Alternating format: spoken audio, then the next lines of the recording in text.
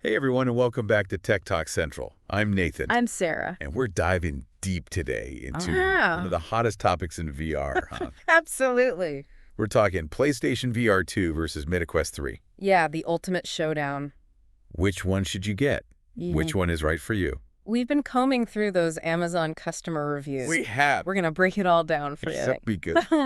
So let's jump into it. Let's start with the big one. Yeah. Price. Price. Okay, so the MetaQuest 3.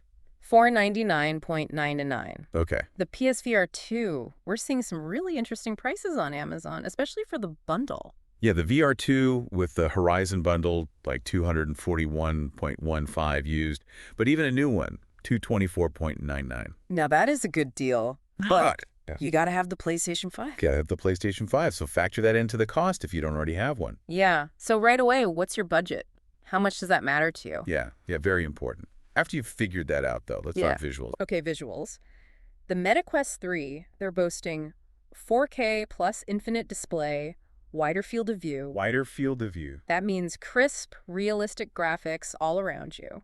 And the PSVR 2 is holding its own with 4K HDR, 110-degree field of view. I've got some fancy rendering going on. They do. But what are people actually saying? Yeah, what are they saying? Quest 3 users are loving the clarity. That realism, it's like stepping into another world. And the PSVR 2 users are all about those colors. The immersion. Oh, yeah. One user even said they felt like they could just reach out and touch the world around them. It's amazing what technology can do, right? It's really tapping into something. It is. Speaking of tapping into things, let's tap into the features and the tech that make these headsets so unique. All right, so the MetaQuest 3.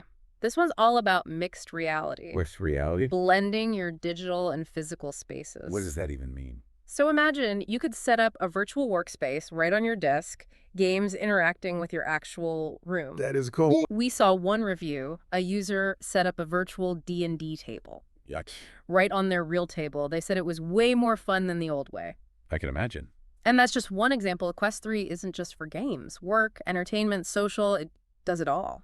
Very cool. Now, the PSVR 2, though, is taking a different approach, right? They're really focused on that immersive gaming. Absolutely, and that's where their PSVR 2 Sense technology comes in. Okay, what's that? Eye tracking, headset feedback, 3D audio, you name it. Oh, sounds intense. One user talked about feeling the tension of a bowstring. No way. And the impact of, when you hit an enemy. So you're not just seeing and hearing, you're feeling it. Exactly, and then you've got finger touch detection. You can interact with the game world in a totally new way. Wow, all this tech is amazing. But none of it matters if the headset's uncomfortable. You got that right. Comfort is key, especially for those long gaming sessions. Okay, so MetaQuest 3, they went for a slim, wireless design. Yeah, really focused on distributing that weight evenly. That wireless freedom has got to be nice. Especially for those active games. Now, the PSVR 2, it's more traditional, wired, but ergonomic. Adjustable headband, trying to get that perfect fit. We did see mixed reviews on comfort for both. Yeah, some people love the Quest 3, some find the strap digs in. And the PSVR 2, some users said it slipped during intense games. See? Comfort is so personal. Best to try them on yourself if you can. Totally. So we talked price, visuals, tech, comfort, but what are you actually going to do with this thing? Right. Games. Content. That's a big deal, especially for the PSVR 2, since it's so gaming focused. MetaQuest 3, they've got a ton of games and apps growing all the time. And you can even play PC VR games with virtual desktop. Opens up a whole world. That's a huge plus. It is, but the PSVR 2 has those PlayStation exclusives. Ah, yeah, like Horizon Call of the Mountain. Big draw for PlayStation fans, but PSVR 2's library is still pretty small compared to the Quest 3. True, but the quality of those exclusives is top-notch. It really depends what you're looking for, quantity or quality. That's the question. Speaking of things that can be limited, battery life. Oh yeah, both headsets have some drawbacks there. 2-3 hours of playtime, that's what you're looking at. Some Quest 3 users said even less if they're using mixed reality features a lot. Makes sense. Those things got to use some juice. And with PSVR 2, well, the wired connection means you're not going to run out mid-game. True, but that cable can be annoying if you're moving around a lot. Trade-offs. There are workarounds, though, like battery packs for Quest 3, longer cables for PSVR 2. It's all about managing expectations. You're not going to get all-day battery life like a console. Nope. Okay, so we've covered price, visuals, tech, comfort, content, battery life. That's a lot. It is. But remember, you got to figure out what matters most to you. Exactly. If you want affordability and wireless freedom, MetaQuest 3 might be the way to go. But if you're all about those PlayStation exclusives and that intense immersive experience, PSVR 2 could be calling your name. But there's one more big thing we need to talk about. hmm What's it actually like to USE these headsets? We're going to dive into those customer anecdotes. The good, the bad, the ugly. We'll be back after a quick break. Okay, so remember that D&D user? The one with the Quest 3? Yeah. It's fascinating what they said about that mixed reality thing. Oh, yeah, what was it? Like a digital layer on top of the real world. Ah, right. They could see their table. But then, boom, virtual miniatures, maps, all on top. Whoa, that's wild. That's what's so cool about mixed reality. It's not just escaping, it's adding to what's already there.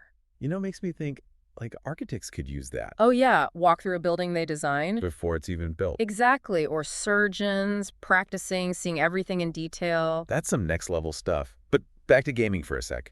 That PSVR 2 user, the one with the bow and arrow. Oh yeah, that haptic feedback blew them away. It's crazy how detailed it is. It's not just a rumble, No. It's texture, tension, tiny vibrations. They could feel the weight of the bow, pulling it back. And when the arrow hit, they felt a little something in the headset, too. Wow, that adds a whole other layer to it. You're not just a spectator. Like feeling the engine in a racing game. Or getting punched in a boxing game. Oof. Immersion on a whole new level.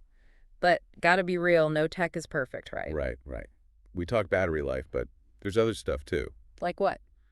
A lot of users, both headsets, mentioned the screen door effect. Ah, yeah. Seeing the pixels. Yeah, like a grid, like looking through a screen door. Not a deal breaker, but kind of distracting. Especially if you're used to those super sharp screens. And then there's motion sickness. Ugh, yeah, some people just can't handle it. VR headsets track your head, and if it's not perfectly synced, woo boy. Nausea, dizziness, not fun. The good news is developers are working on it, Better screens, better tracking, even special lenses. all to make it a better experience. And then there's the whole content thing. VR is still kind of niche. Yeah, the game selection can be small, especially for PSVR 2. Quest 3 has more for sure, but we are seeing more big-budget VR games. Yeah, like Half-Life, Alex, Resident Evil Village VR. Those are pushing the limits of what VR can do. And it's not just games either.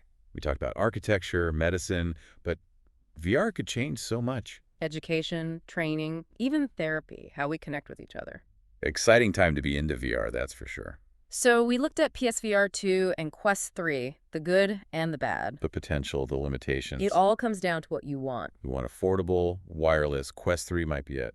Hardcore gamer, those PlayStation games, PSVR 2 could be calling. But no matter what, you're stepping into something new. A new way to experience the world, learn, connect. And we hope you'll join us. But before we go, Yep. we got to remind you, hit that subscribe button. For more deep dives into the world of tech, we're always here. Exactly.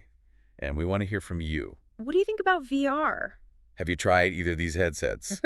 What gets you excited about this whole VR future? Tell us in the comments. We'd love to hear from you guys. And if you're still not sure about jumping into VR, Yeah. do your research, read those reviews. Maybe try one on if you get a chance. Yeah, it's your choice.